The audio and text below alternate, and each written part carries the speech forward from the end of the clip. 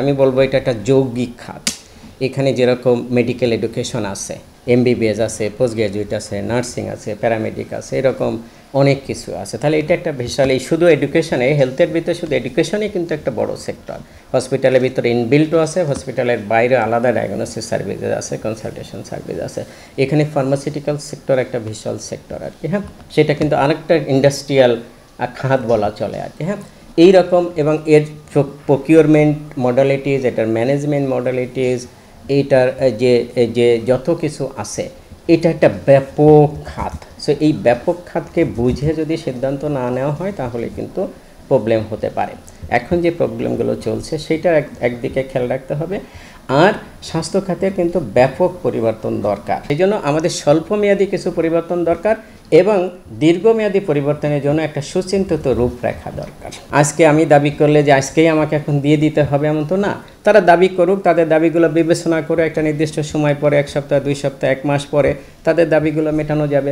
সব দাবি তো এটা তো আর যে বাবা মার কাছে দাবি না যে এখন আমাকে চকলেট কেনার পয়সা দিতে হবে, নাহলে কান্নাকাটি শুরু করে দেবো। সব কিছু তো একটা সিস্টেম আছে, তাই না?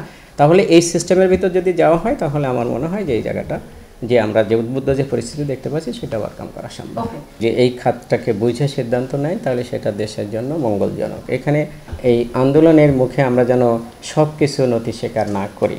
যেটা সেক্টরের জন্য কাঙ্ক্ষিত, যেটা স্বাস্থ্যসেবাকে কন্টিনিউ রাখা যায়, স্বাস্থ্যসেবার যে কাঙ্ক্ষিত চাওয়া আমাদের জনগণের, যে মানুষ যেন স্বাস্থ্যসেবা থেকে বঞ্চিত না হয়, সেই জায়গাগুলোতে খেয়াল রেখে যদি আমরা সিদ্ধান্ত নিই তাহলে এটা দেশ ও জাতির জন্য ভালো হবে। এটাই খাতের যে ব্যাপকতা যেহেতু অনেক বেশি এবং আমাদের জনগণের চাওয়াটা অনেক বেশি, এবং পরিবর্তিত সিচুয়েশনে আমরা তো সবাই চাচ্ছি যে পরিবর্তন হোক। শুধু স্বাস্থ্য খাত না, সমস্ত খাতই তো আমরা চাচ্ছি পরিবর্তন হোক। যারা দেশপ্রেমিক, যারা সৎ এবং যারা আগের গভর্নমেন্টের সাথে ধরেন যে ওতপ্রোতভাবে জড়িত ছিল না, বা যাদের দুর্নীতির ওই ধরনের নাই, বা আগের গভর্নমেন্টকে ধরেন যে অন্ধভাবে সাপোর্ট করেছে, এই রকম বাদ দিয়ে আমি যেটা বলতে চাচ্ছি যে এই সিটিং গভর্নমেন্টের জন্য ক্ষতিকর বা থ্রেটেনিং এইরকম বাদ দিয়ে যারা আছে তাদেরকে স্বপদে রেখে আস্তে আস্তে কারেকশন করতে হবে। কারণ আমাদের সিস্টেমে তো লোক নাই যে আমি সব লোকগুলোকে বের করে দিলাম, তারপরে আমি পরিচালনা করব কাকে দিয়ে।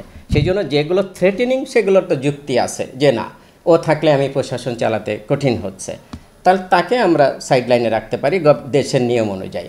কিন্তু বাকি যেগুলো আছে সেগুলোকে দিয়ে, তার ভিতর দিয়ে যদি আমরা আস্তে আস্তে কারেকশনের দিকে যেতে পারি। কারণ আমার পুরো ধরেন যে একটা ফোর্স গত 10-15 বছর ধরে কাজ করছে, সেই ফোর্সটাকে যদি পুরো আমি সাইড লাইনে রেখে দিই তাহলে সেটা দিয়ে তো আমি বাকি ফোর্স তো আমার রেডি নাই, তাহলে আমি ওই পজিশনগুলোতে কাকে বসাই? জনগণের ভিতরে এমনি ধরেন যে কনফিউশন আছে যে আমরা সবাইকে ডাক্তার মনে করি, আমরা ওষুধের দোকানে যে কম্পাউন্ডার তাকেও ডাক্তার মনে করি, যে হেলথ ওয়ার্কার গ্রামে আসতেছে তাকেও ডাক্তার মনে করি, আবার এমবিবিএস ডাক্তার ডাক্তার।